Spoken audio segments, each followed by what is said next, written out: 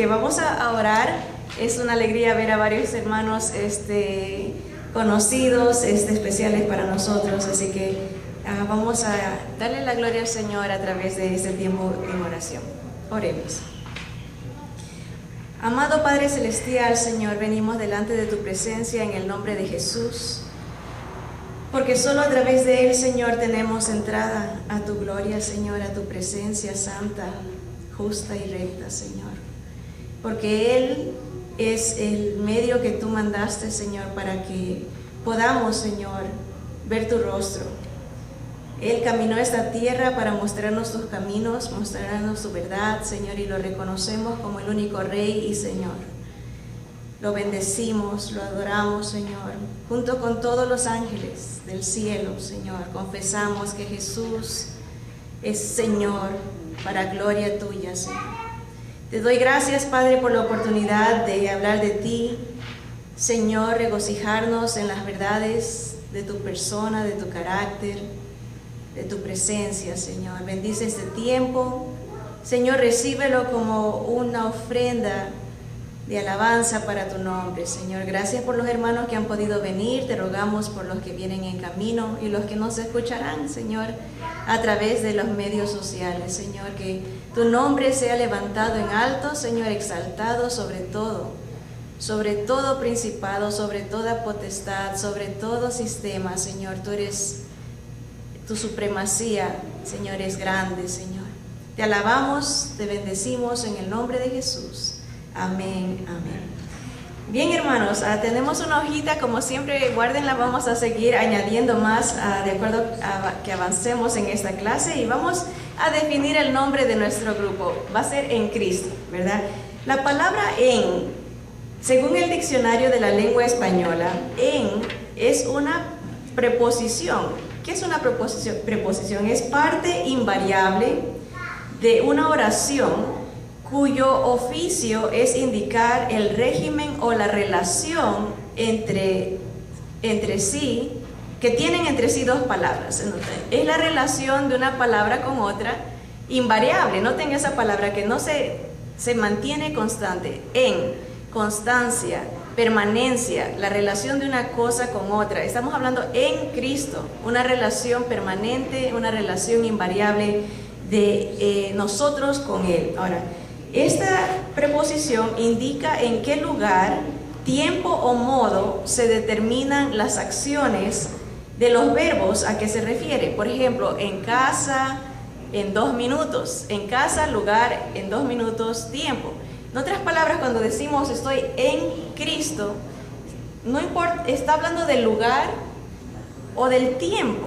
En cualquier momento estamos con el Señor, debería de ser todo el tiempo, ¿verdad? Y en todo lugar, esa relación invariable en Cristo, ¿verdad? Una relación estrecha que indica nuestra conexión con Él. Ahora, también la palabra en, cuando se habla de verbos de percepción, por ejemplo, ver, escuchar, hablar, nos indica algo más, equivale a la palabra por ejemplo, cuando decimos en Cristo, tengo que ver las cosas por Él, tengo que hablar las cosas por Él, escuchar las cosas en Él, por Él. O sea, es una relación. Cuando se habla de verbos de percepción, se puede transferir esa palabra en y reemplazarla por la palabra por, ¿verdad? Entonces estamos hablando la importancia del nombre. En Cristo tenemos una relación estrecha, tenemos un efecto, un oficio, ¿verdad? Que es ver las cosas desde el punto de vista de Dios, por Él, para Él, en todo tiempo, en todo lugar. Ahora, noten ustedes que nuestro nombre va a ser En Cristo, y le pusimos como subtítulo desde la perspectiva de Dios. Casi me confundo con el nombre de Tesoros del Cielo. Tesoros del Cielo es Tesoros del Cielo descubriendo las riquezas celestiales. En Cristo va a ser desde la perspectiva de Dios. ¿Por qué pusimos eso?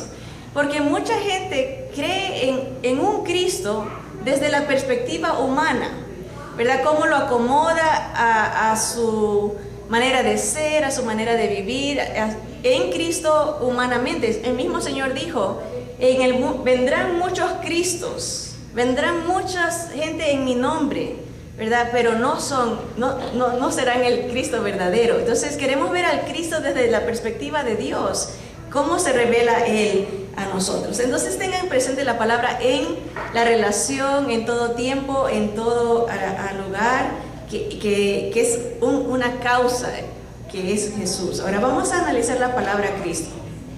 ¿Qué significa Cristo?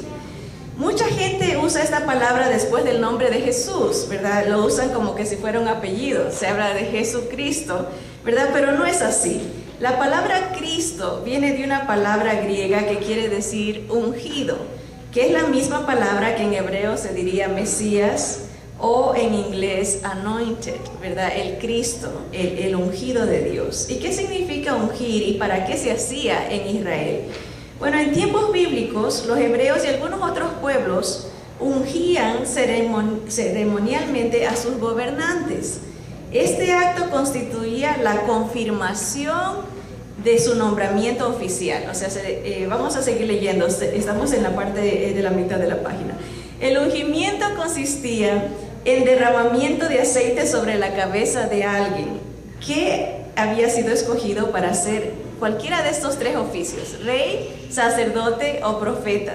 Se le ponía aceite a la persona como un nombramiento, una confirmación de este nuevo cargo, ¿verdad? Podía ser rey, o podía ser sacerdote, o podía ser profeta. Jesús es y será rey de toda la creación.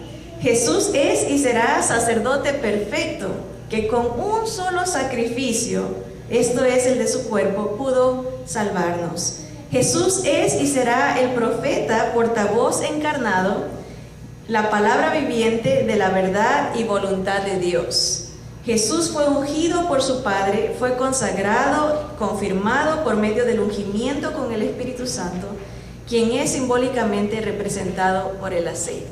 Entonces entendemos que la palabra Cristo no es un nombre, es más bien un nombramiento, una confirmación, el ungimiento de una posición especial que se le daba a Jesús: rey, sacerdote y profeta, ¿verdad? Para siempre, rey de reyes y señor de señores. Entonces, si hablamos de en Cristo, estamos hablando de una permanencia, una relación en todo tiempo, en todo lugar, con el Rey de Reyes, con el sacerdote intercesor perfecto y con el profeta, el que nos declara la verdad de Dios. Él mismo es la verdad, nos declara la voluntad de Dios para nuestras vidas y nos declara. Un profeta anunciaba lo que iba a pasar también en el futuro, anunciaba juicios, anunciaba bendiciones, anunciaba restauración.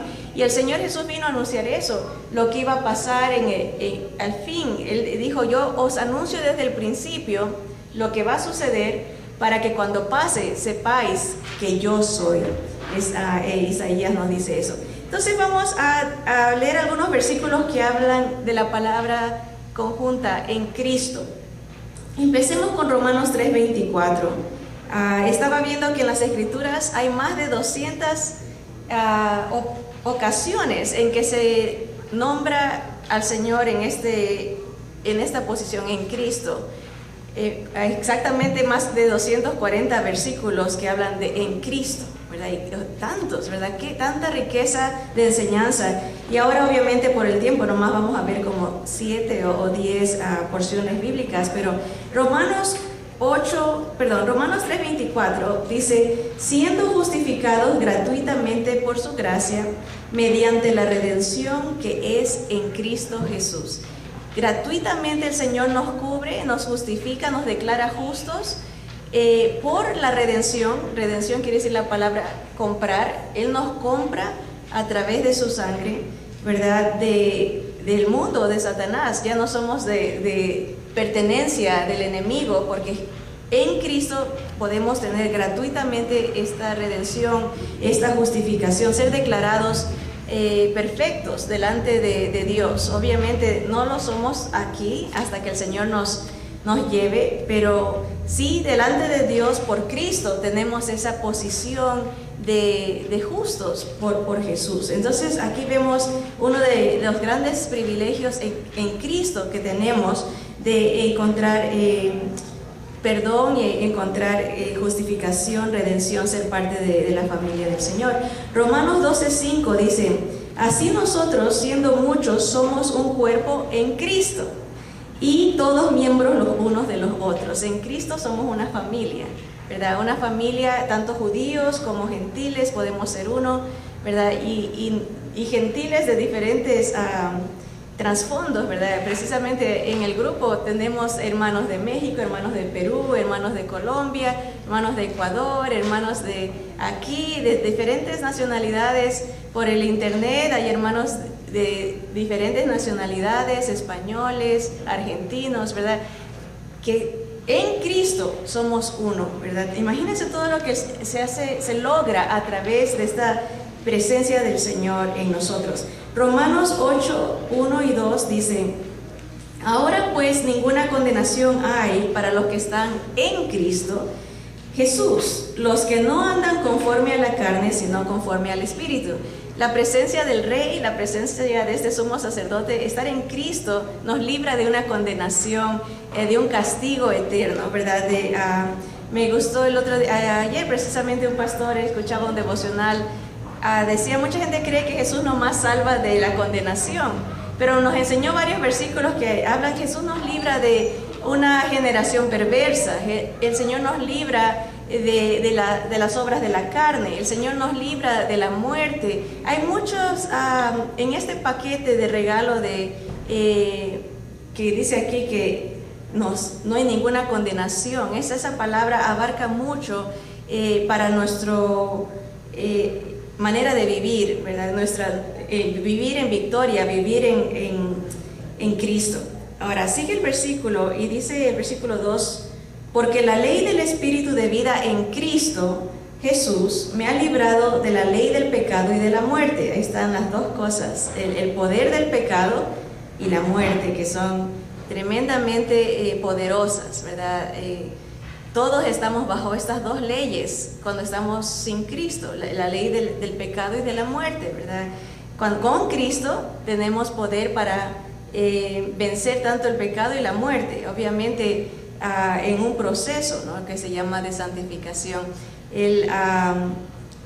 Es bonito cuando uno entiende lo que el Señor hace con el pecado en nuestras vidas. Cuando uno está en Cristo, el Señor prácticamente paga la deuda de nuestro pecado, ¿verdad?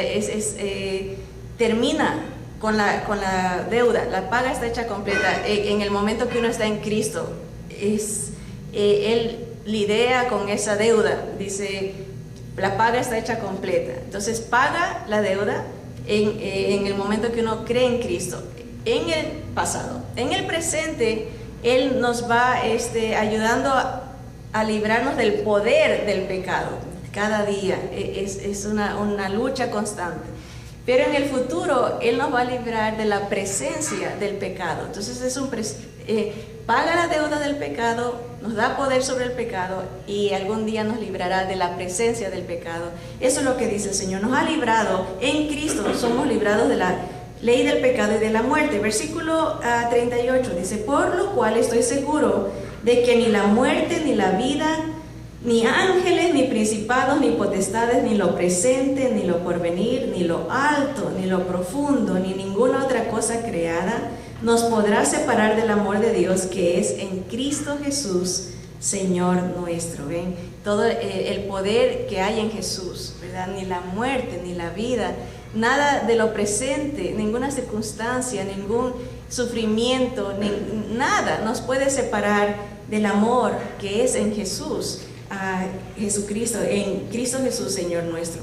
Primera carta a los Corintios 1:2 dice: a la iglesia de Dios que está en Corinto, a los santificados en Cristo Jesús, llamados a ser santos con todos los que en cualquier lugar invocan el nombre de nuestro Señor Jesucristo, Señor de ellos y nuestro.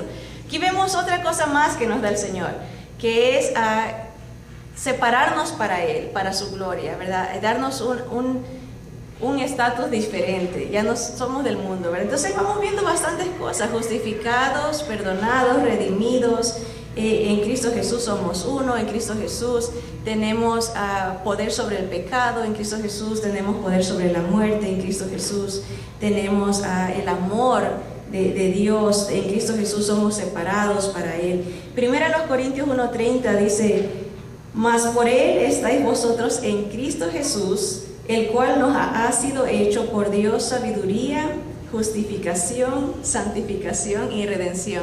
Ya hemos hablado de esas palabras que son un poco difíciles. En el Señor, la única que no hemos topado es la palabra sabiduría. En Jesús tenemos un entendimiento especial de la perspectiva de Dios, cómo ve Dios las cosas, qué piensa Él del asunto. Cuando estamos en Cristo, tenemos la sabiduría de Dios que nos ayuda a entender qué significa ser justificados, ser perdonados, qué significa ser santos, ser separados para la gloria de Él, qué significa ser redimidos, haber sido comprados con sangre preciosa. Estar en Cristo nos eleva a un nivel especial de sabiduría divina, ¿verdad? Que es locura para el mundo, ¿verdad? Es interesante, la sabiduría de Dios no tiene sentido para el mundo, es contraria a la sabiduría carnal, a la sabiduría terrenal. Siempre la sabiduría del Señor va a causar incomodidad al mundo, porque no ven las cosas desde la perspectiva de Dios, hasta en las cosas más sencillas. El otro día fuimos al dentista, mi hija y yo, y los que nos recibieron muy amables, muy cariñosos, muy dulces en su recibimiento, no con sonrisas, ¿verdad? Obviamente están trabajando, estaban riéndose con nosotros y me dicen, y aquí les voy a hacer una confesión, me dicen: usted no se ve de 46. Y me dice, era un muchacho y una muchacha. El muchacho dice: ¿cuál es el secreto? Entonces hubo un gran silencio porque yo estaba analizando que quería exaltar el nombre del Señor. Y algo sencillo que yo les dije, es el gozo del Señor. Y estaban que se reían y todo. Hubo un silencio tan incómodo después de que yo dije, es el gozo del Señor, que yo creo que se oía hasta un grillo. Fue bastante incómodo porque cada vez que uno menciona a Jesús o que exalta a Jesús, el mundo se incomoda, porque para ellos no ven las cosas desde la perspectiva de Dios. Y el muchacho dijo, después de un silencio que parecía mucho tiempo, dijo: oh, está bueno eso, sí, está bien. Y después dice en forma burlona: amén a eso, como siguiendo el dúo, ¿verdad? Haciéndose, pero más de burlándose del... Y uno se queda pensando, ¿no? Algo tan sencillo, pero el mundo no entiende esta sabiduría de Dios. En realidad es Jesús el que hace la diferencia en todo. Sabiduría, dice Jesús, miren: más por Él estáis vosotros en Cristo Jesús, el cual nos ha sido hecho por Dios sabiduría, justificación, santificación y redención.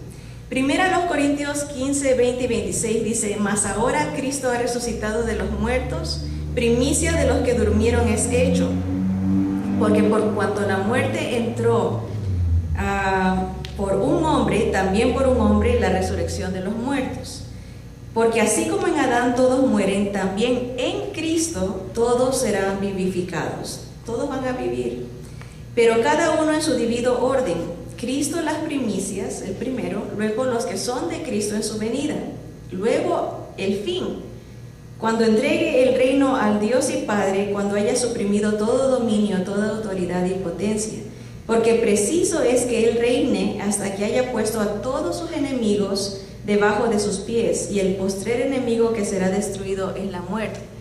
Toda la gente que muera va a resucitar. Unos, dice las Escrituras en Apocalipsis, unos van a resucitar para vida eterna, otros para condenación eterna.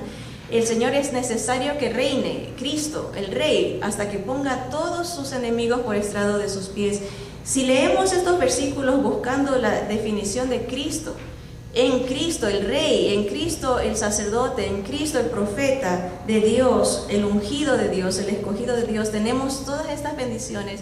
En Cristo Jesús habrá restauración de toda la tierra, todo se someterá a Él, dice, aún hasta la muerte. Imagínense en el poder del Señor resucitar a todos los que hayamos vivido a través de las generaciones, ¿verdad? Para juzgar, ¿verdad? En Cristo Jesús está la autoridad, está el reinado, está la gloria. Vamos a terminar con el libro de Efesios, el último versículo que tenemos en nuestro estudio, y vamos a encontrar varias bendiciones que tenemos en Cristo, ¿verdad? Cuando usted se levante en las mañanas y piense, ¿qué voy a disfrutar ahora? ¿De qué bendición? Piense en estas bendiciones que ya fueron dadas por Jesús. Dice Efesios 1:1, bendito sea el Dios y Padre de nuestro Señor Jesucristo, que nos bendijo con toda bendición espiritual en los lugares celestiales en Cristo. Por Jesús tenemos todas estas bendiciones que Pablo va a empezar a describir, dadas desde antes de la fundación del mundo. Dice el versículo 4, según nos escogió en Él antes de la fundación del mundo para que fuésemos santos y sin mancha delante de Él. Ahí está la primera bendición, ser escogidos en Cristo, porque Dios Padre ve a su Hijo en nosotros, nos escoge por Él. El versículo 5 dice, en amor, habiéndonos predestinado para ser adoptados hijos suyos por medio de Jesucristo, según el puro afecto de su voluntad. Ahí tenemos otra bendición, el ser adoptados, dar un predestino, un propósito en la vida, ser hijos de Dios por medio de Jesucristo, ¿verdad? Es todo en Cristo. Y eso fue según el puro afecto de su voluntad. Le plació hacernos sus hijos a través de Jesús. Ahora el versículo 6 dice, para alabanza de la gloria de su gracia, con la cual nos hizo aceptos en Cristo, en el amado. Ser aceptados, ser escogidos, ser predestinados, son bendiciones que podemos gozar en Cristo. Versículo 7, en quien, Jesús, tenemos redención por su sangre. Él nos compra el perdón de pecados según las riquezas de su gracia. Qué lindo, ¿verdad? Ser perdonados, otra bendición. Ser incluidos, ser aceptados por Jesús. Versículo 8, esas riquezas de su gracia que hizo sobreabundar para con nosotros en toda sabiduría e inteligencia. Versículo 9, dándonos a conocer el misterio de su voluntad. Ahí está la sabiduría de Dios, que nos da a conocer un misterio. A todos nos gusta, no iba a decir el chisme, pero no es eso, ¿verdad? Nos gusta saber los misterios, los secretos, ¿verdad? Por eso hay películas que lo ponen como anuncio, la intriga, se va a descubrir quién fue, ¿verdad? Hay juegos, ¿verdad? Como quién asesinó, ¿cómo se llama ese? Que descubra quién fue el asesino, porque nos gusta entender los misterios. El Señor nos revela un misterio que el mundo no entiende, pero ¿cuál es ese misterio? Dice el versículo 10, de reunir, desde el 9, dice, dándonos a conocer el misterio de su voluntad, según su beneplácito. Ese misterio era el cual se había propuesto en sí mismo, de reunir todas las cosas en Cristo, en la dispensación del cumplimiento de los tiempos, así las que están en los cielos como las que están en la tierra. En otras palabras, habrá un momento en que en Jesús se va a reunir todo. Los cielos y la tierra vamos a ser uno, va a ser ya no va a haber distinción de judíos, un solo pueblo, todos nos vamos a arrodillar y a confesar que Jesús es Dios. Cielo, tierra, visible, invisible, todo se va. Ese es el misterio, que Dios en Jesús va a reunir todas las cosas, tanto de los cielos como en la tierra. En el versículo 11 dice, en Él, en Jesús, asimismo tuvimos herencia, habiendo sido predestinados conforme al propósito del que hace todas las cosas según el designio de su voluntad. Otra bendición, tener herencia. Aunque en este mundo, dice el canto, no tengo riquezas, sé que allá en el cielo tengo una mansión, ¿verdad? Hay una herencia, hay algo que el Señor está preparando para nosotros.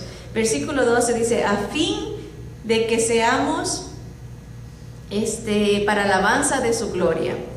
nosotros los que primeramente esperábamos en Cristo, ¿verdad? Hay una herencia, hay un propósito de estar en Cristo y es para la alabanza de su nombre, ¿verdad? Estar en Cristo es un estado, como veíamos al principio. Quiere decir una relación inmovible, una relación estrecha con algo, ¿verdad? En Cristo, en tiempo, en lugar, no importa las circunstancias. Estar en Cristo nos pone en una posición de alabanza a Dios.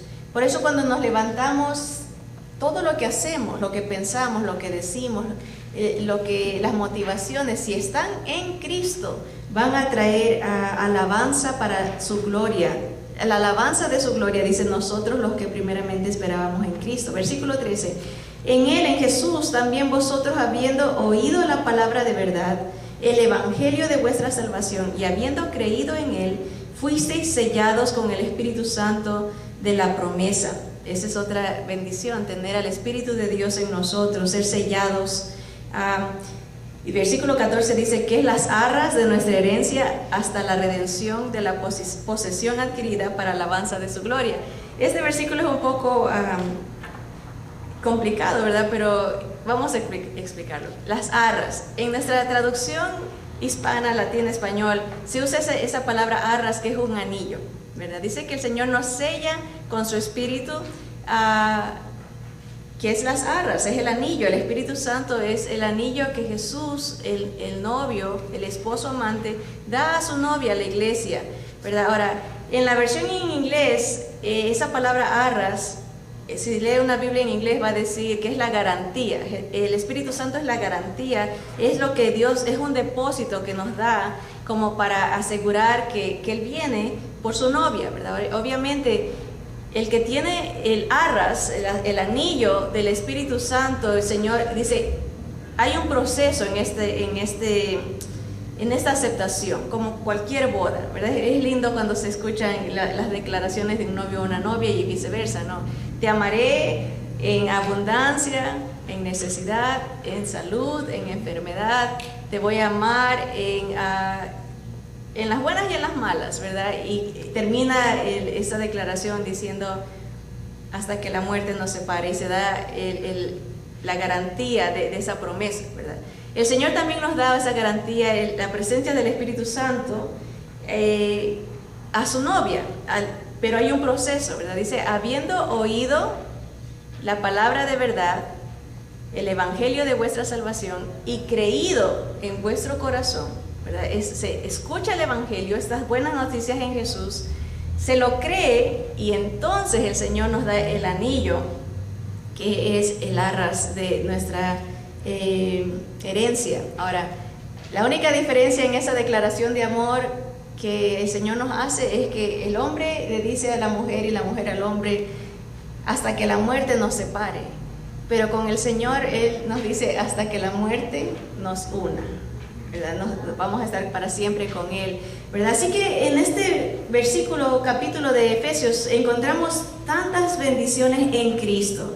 En Cristo somos bendecidos. En Cristo somos escogidos para ser suyos, separados para su gloria. En Cristo somos predestinados para ser adoptados. En Cristo somos aceptados. En Cristo somos comprados, somos redimidos. En Cristo somos perdonados.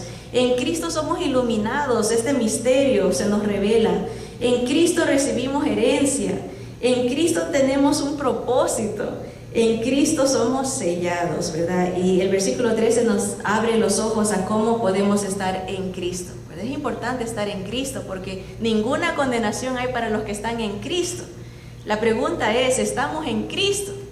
¿Verdad? Y muchos de ustedes saben que tengo la bendición de ir una vez por semana a la cárcel de mujeres, y cuando damos consejería a las mujeres, nuestra primera labor es preguntarles, ¿tienen a Cristo? ¿Han aceptado a Cristo? ¿Han recibido a Cristo? ¿Y qué creen ustedes que la gran mayoría responde?